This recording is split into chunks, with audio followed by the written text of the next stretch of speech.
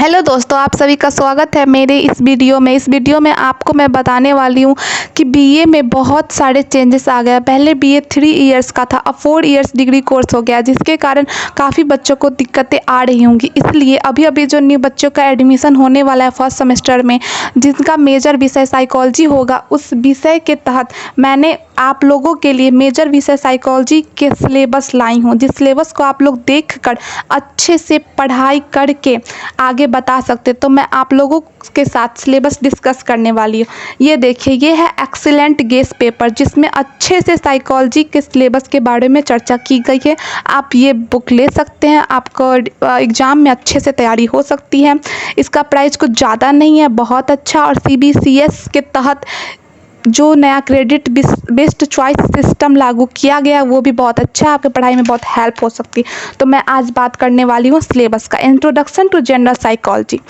तो first semester में बच्चों को जनरल साइकोलॉजी पढ़ना है। तो जनरल साइकोलॉजी में बहुत सारे पॉइंट पढ़ने, बहुत सारे यूनिट पढ़ने, टोटल इसमें 4 यूनिट आप लोगों को पढ़ना है। तो मैं एक एक करके आप लोगों को यूनिट बताती हूँ। पहला यूनिट 1 इंट्रोडक्शन। इसमें आपको जनरल साइकोलॉजी के विषय में जितने सारे साइकोलॉजी से रिलेटिव इंट्रोडक्शन देने होते हैं, उस पर रिलेटेड सारे पॉइंट सब हैं। तो इसमें पहला है psychology as a scientific study of behaviour subfields and applications of psychology. दूसरा है perspective of psychology, psychodynamic behaviour, cognitive, humanistic and positive.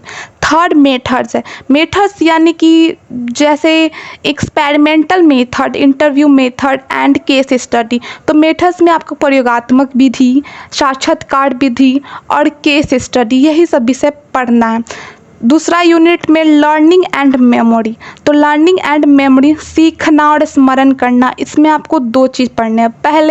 पहला तो learning meaning, theories of learning, यानी लर्निंग में जो थ्योरी पढ़ना है वो है पहला classical conditioning, instrumental conditioning and observational learning. ये 3 आपको इसमें लर्निंग के विषय में 3 मेथड्स आपको पढ़ना है। पहला क्लासिकल कंडीशनिंग, दूसरा इंस्ट्रूमेंटल कंडीशनिंग और तीसरा ऑब्जर्वेशनल कंडीशनिंग। ठीक है। दूसरा मेमोरी में हम लोग को 3 चीज़ पढ़ना है। पहले सेंसरी पढ़ना है, उसके बाद STM पढ़ना है, फिर LTM, फिर फॉरगेटिंग एंड इट्स केसेस। मतलब कि हम लोग को long term memory, short term memory और फॉरगेटिंग, यानी कि हम भूलते किस लिए हैं, उसके कारणों को पढ़ना है। फिर यूनिट 3 में मोटिवेशन एंड इमोशन पढ़ना, यानी कि प्रेरणा और संवेग, ये दोनों चीज़ हम लोग को पढ़ना है। तो मोटिवेशन में क्या पढ़ना है अब बताते हैं। मैं मोटिवेशन में उसके nature, types, need, theories and modes, मतलब उसके विषय में जितनी भी जानकारी हो, प्रेरणा क्या है, कैसे होता है, क्यों होता है, व्यक्ति के अंदर इसका विकास क्यों होता है, व्यक्ति धीरे धीरे प्रेरित होता है अपने कार्य और अपने लक्ष्य के प्रति कैसे अग्रसित होता है, यही सब मोटिवेशन में पढ़ना है। इमोशन में पढ़ना है nature, body change in emotion, यानी इमोशन संवेग के द्वारा इंसान के बॉडी में कैसे चेंज आता है। इंसान संवेग के द्वारा क्रोधित होता है, दुखी होता है, तो उसके बॉडी में चेंजेस आ जाती है, इमोशन में पढ़ना है। थ्योरीज ऑफ इमोशन, यानी कि इमोशन संवेग के थ्योरीज, क्या क्या थ्योरीज पढ़ना है। पहला तो पढ़ना है जेम्स लेंजे थ्योरीज और दूसरा पढ़ना है Cannon Bard theories and Schachter Singers theories. ये तीनों थ्योरीज आपको पढ़नी और एग्जाम में पूछ सकता है। थर्ड इसमें इमोशनल इंटेलिजेंस पढ़ना है। इमोशनल इंटेलिजेंस में हम लोग को उसका मीनिंग पढ़ना है, डिमिनेशंस पढ़ना है एंड इम्प्लेक्शन पढ़ना है। यूनिट 4 में इंडिविजुअल डिफरेंस पढ़ना है। इंडिविजुअल डिफरेंस में हम लोग को इंटेलिजेंस पढ़ना है। इंटेलिजेंस मतलब क्या होता है आप लोग जानते हैं। इंटेलिजेंस मतलब होता है बुद्धि। तो बुद्धि के विषय में पढ़ना है। तो बुद्धि में उसके नेचर पढ़ना है, उसका थ्योरीज पढ़ना है। तो नेचर मतलब उसका प्रकृति, बुद्धि क्या होता है, कैसे होता है, क्यों होता है, और थ्योरीज उसके रिलेटिव जो वैज्ञानिक थ्योरी बनाते हैं उसके बारे में पढ़ना है। तो इसमें हम लोग को स्पीयरमैन के 2 फैक्टर थ्योरीज पढ़ना है।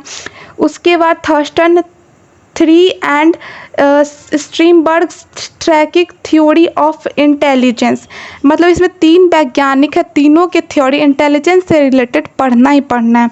फिर उसके आगे पर्सनालिटी पढ़ना है। पर्सनालिटी मतलब होता है व्यक्तित्व, किस व्यक्ति का कैसा व्यक्तित्व है, इसे जानने के लिए हमें पर्सनालिटी को पढ़ना पड़ता है।